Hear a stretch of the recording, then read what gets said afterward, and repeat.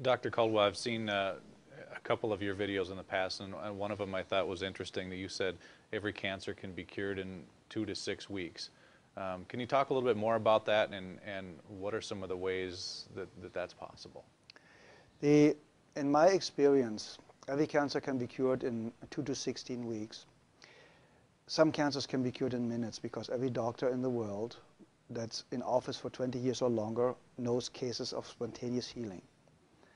There's even a book out called Spontaneous Healing by a guy I really don't like, and just stating that there are cases of spontaneous healing. That means if it's possible, we just have to find a way to access this. That's number one. So we all know about these. It also happened very often when people go to Lourdes or to these religious places, and it's not really the place that cures them, it's the expectation and the way to that place that cures them. The second, you get rid of acidosis and toxemia. The second, the body gets alkaline and oxygen rich, with juicing a lot of greens like chlorophylls. Everything that's green has a lot of chlorophyll, gives the body a lot of oxygen. Getting your body alkaline with good calcium, with good nutrition, with good trace supplements, trace minerals, will help to alkalize the body. So that means the second you are alkaline, the cancer already stops. It can take a couple of days, a couple of weeks, but it stops. You get the body to a healing pH level, which the pH scale goes from 0 to 14. So 7 is neutral, and you need to be slightly alkaline. 7.36 is ideal. But in the healing phase, you should go up to 7.5. It's a little bit over-alkalizing the system. A great friend of mine, Dr. Martin in Germany, is using oxygen more step therapy, for example, where you take the blood out, you get ionized oxygen, and you lead the blood back in. And you do this 12 times, and you have basically brand new blood, like a newborn baby. So you already eliminated the lack of oxygen. You see the blood coming out looks like black. They put the oxygen in, and it becomes pink.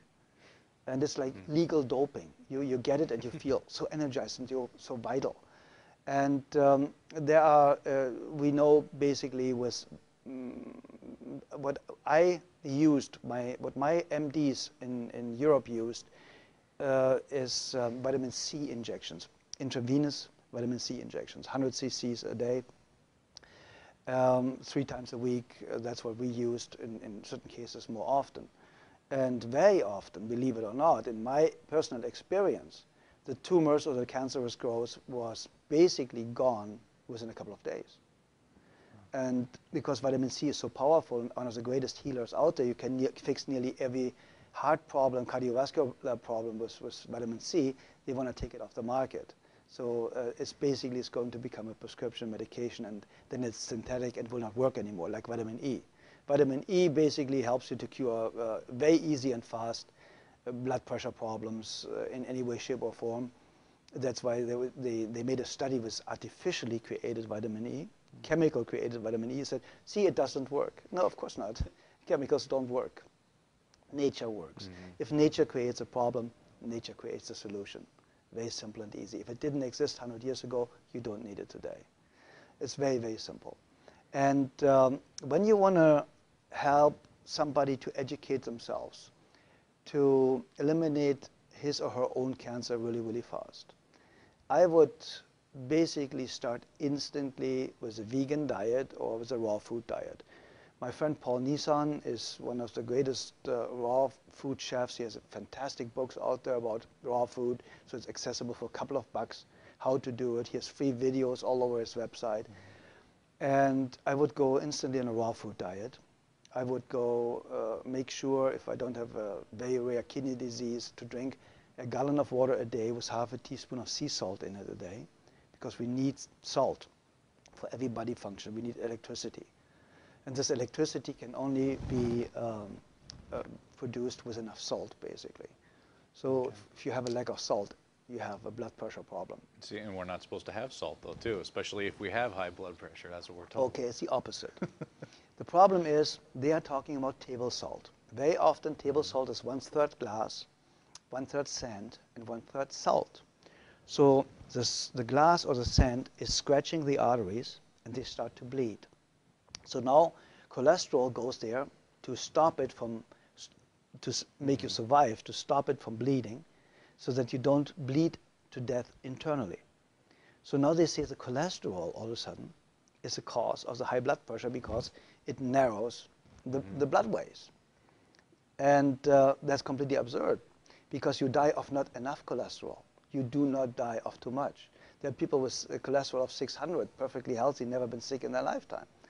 So what do you do with a patient in a burn unit? You give them 20 to 25 hard-boiled eggs a day, because they know only cholesterol can rebuild brand new healthy cells really, really fast. Nearly 87% of a cell is built from cholesterol.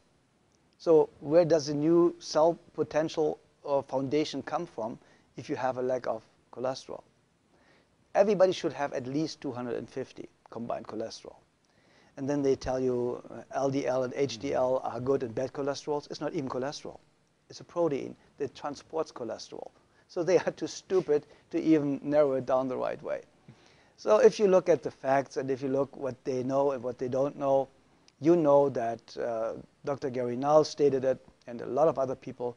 The medical profession, the medical doctor statistically has the shortest lifespan of 56 years of age, the highest abuse rate of alcohol and drugs, the highest suicide rate, only the psychiatrist is higher.